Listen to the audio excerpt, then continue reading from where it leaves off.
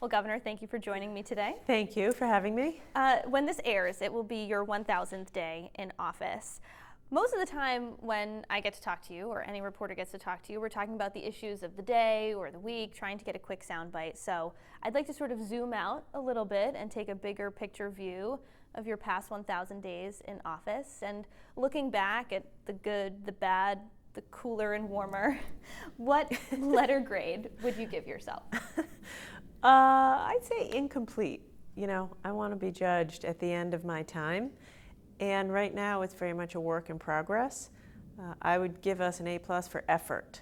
You know, we are working 7 days a week, really on a mission to turn Rhode Island around. I think back to when I was campaigning and, you know, highest unemployment rate in America, 50 out of 50 business climate, 50 out of 50 worst roads and bridges in America. And it's a lot, you know, we're trying to just kind of change the trajectory of Rhode Island.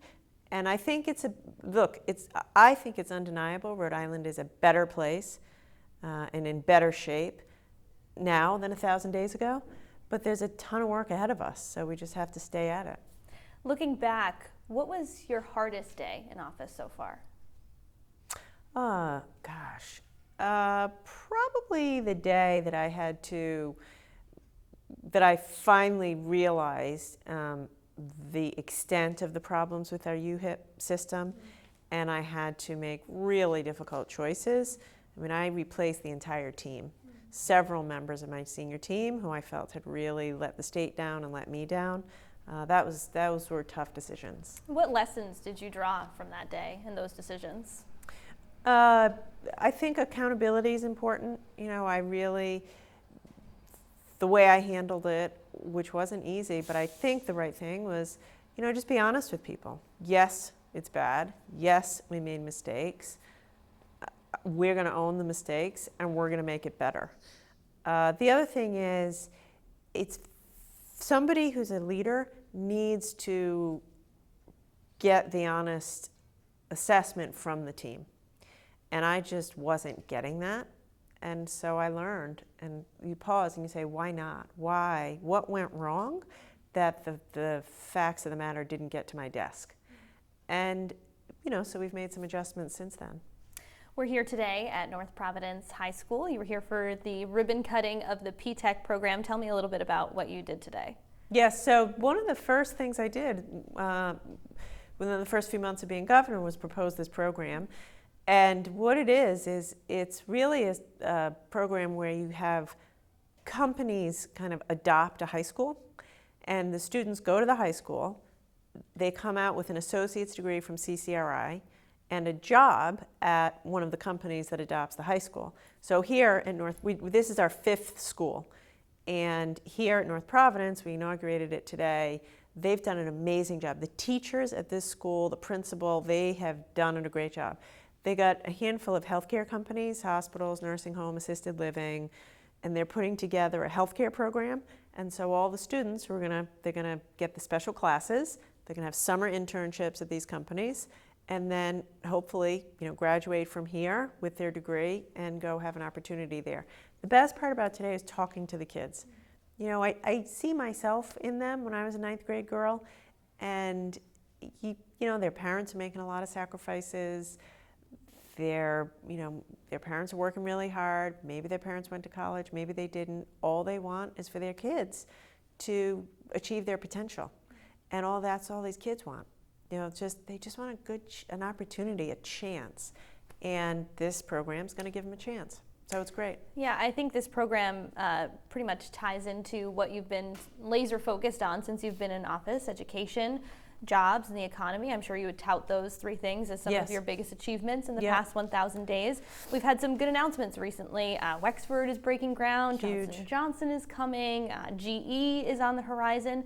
But for folks who might look at that and say, that's all great, but what about me? Where do I fit into that? Governor, you know, you're not focusing enough on me. What would you say to those folks who don't know where they fit in? We want every single Rhode Islander to have a job, and that's my goal, and that's what we're working on. And by the way, there is a job there for you. You know, the Wexford with a groundbreaking a couple days ago, that will create over time thousands of jobs. at every level. Going to create construction jobs building it. So if you're a plumber, pipe fitter, painter, laborer, electrician, there's jobs for you. Once it's built, there'll be lab space. So if you are a custodian, they're going to need labs to be cleaned. If you're a lab tech, there's going to be opportunities. If you're a PhD scientist, there's opportunities. If you know something about finance or HR, or if you're a nurse or a doctor or a researcher or an entrepreneur, there's going to be jobs. So the thing I'm unbelievably focused on is this.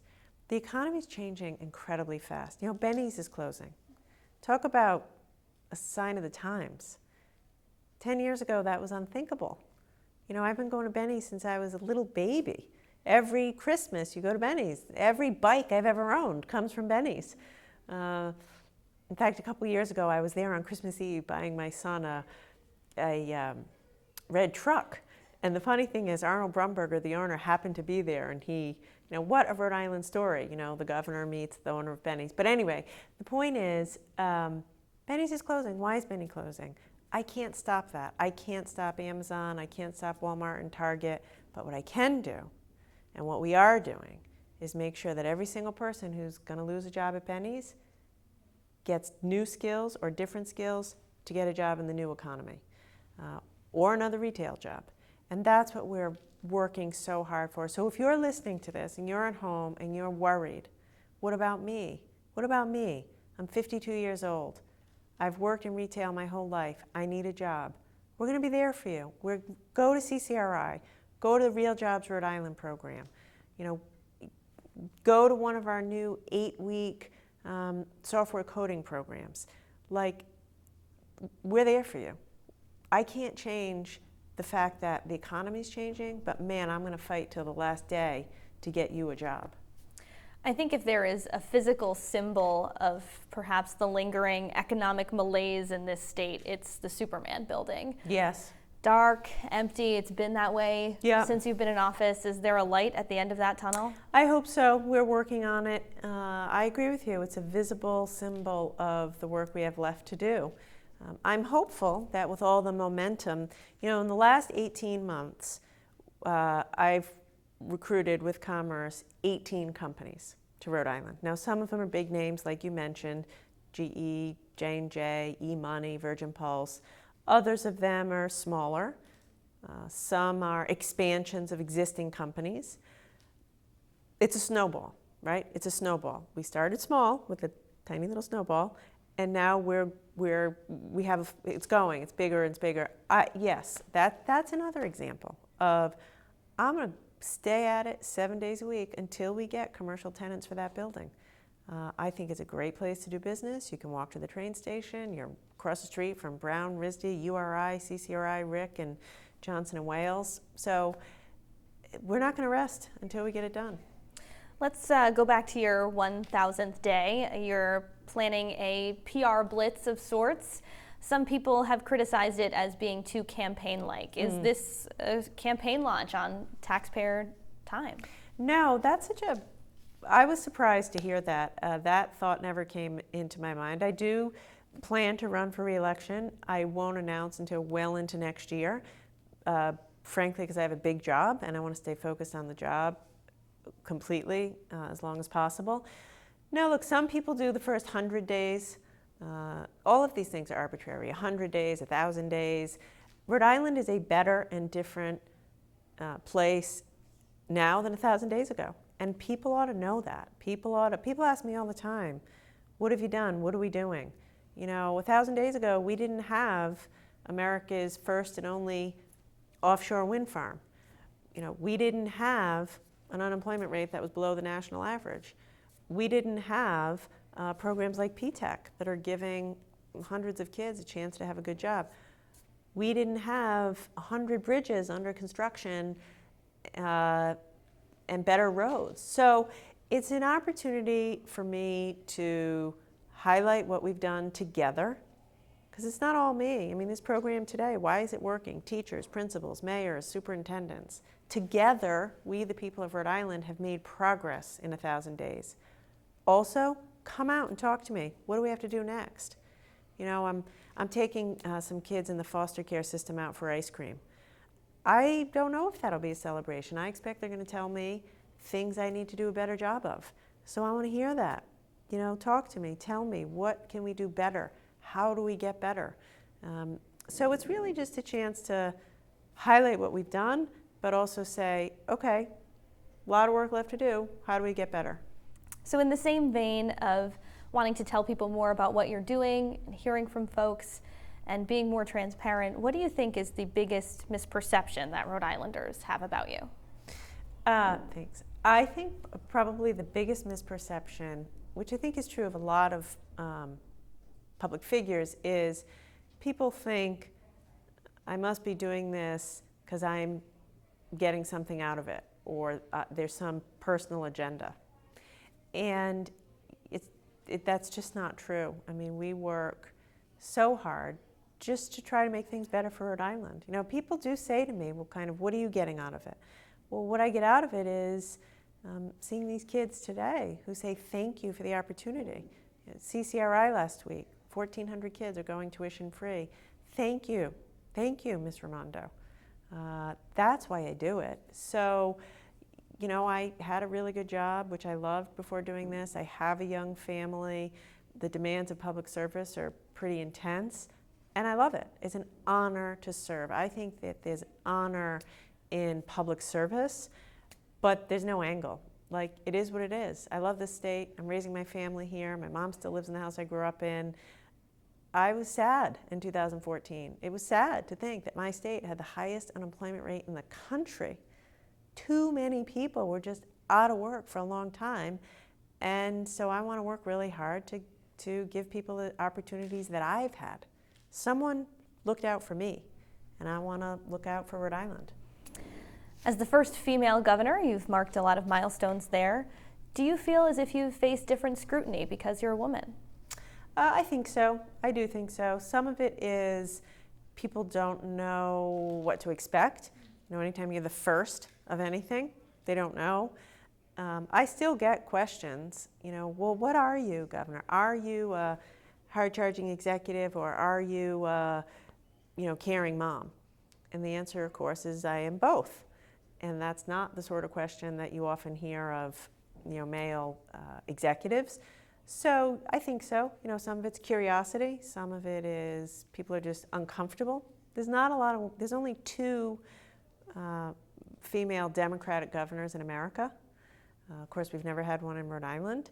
So yes, I think that there's more scrutiny and maybe less comfort with a woman being in the top job.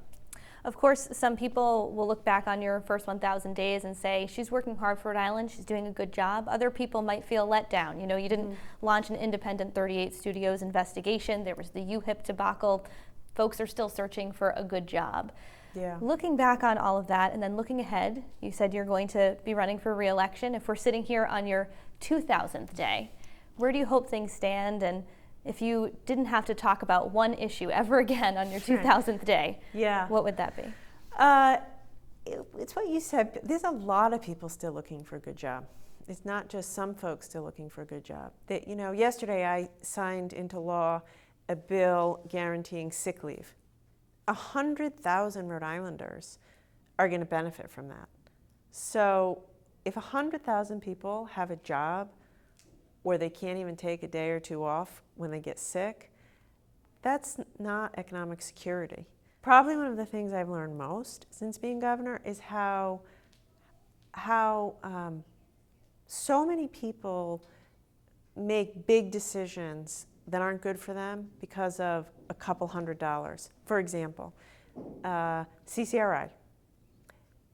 The number of people who I've talked to who have dropped out of CCRI over $400, $500, $600, $700, it just breaks your heart. You know, I talked to someone just the other day who said, Gov, I hope you get that Promise program done. I dropped out of college because my dad had to pay for my grandmother's funeral, and I never went back.